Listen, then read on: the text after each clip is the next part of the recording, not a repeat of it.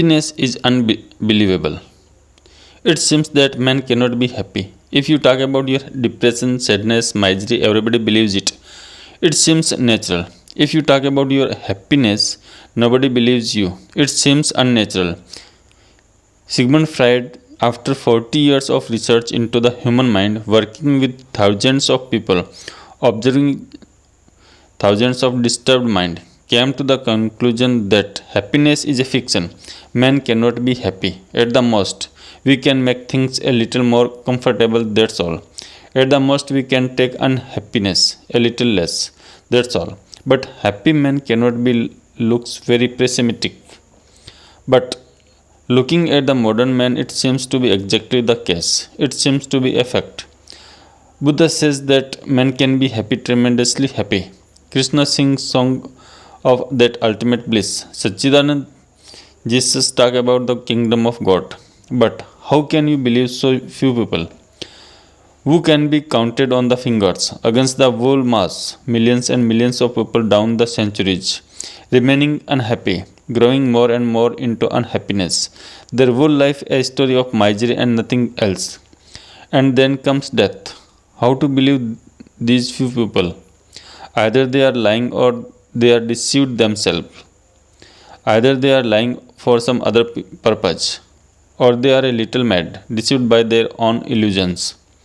They are living in wish fulfillment.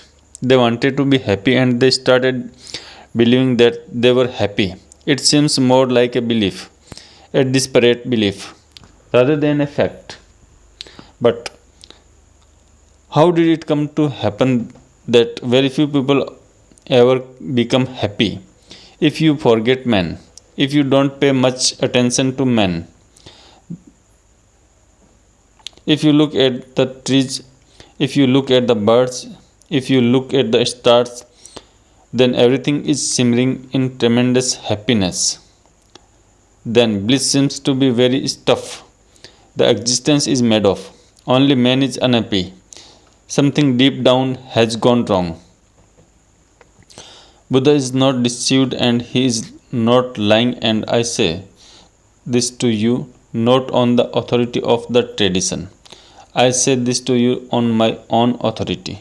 Man can be happy, more happy than the birds, more happy than the trees, more happy than the stars, because man has something which no tree, no bird, no star has.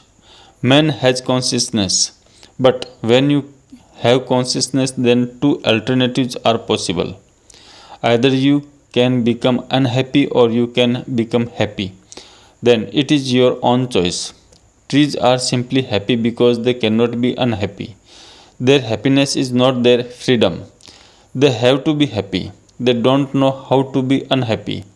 There is no alternative. These birds chirping in the trees, they are happy not because they have chosen to be happy, they are simply happy because they don't know any other way to be. Their happiness is unconsciousness, it is simply natural. Man can be tremendously happy and tremendously unhappy, and he is free to choose. This freedom is hazardous. This freedom is very dangerous because you become responsible and something has happened with the freedom. Something has gone wrong. Man is somehow standing on his head.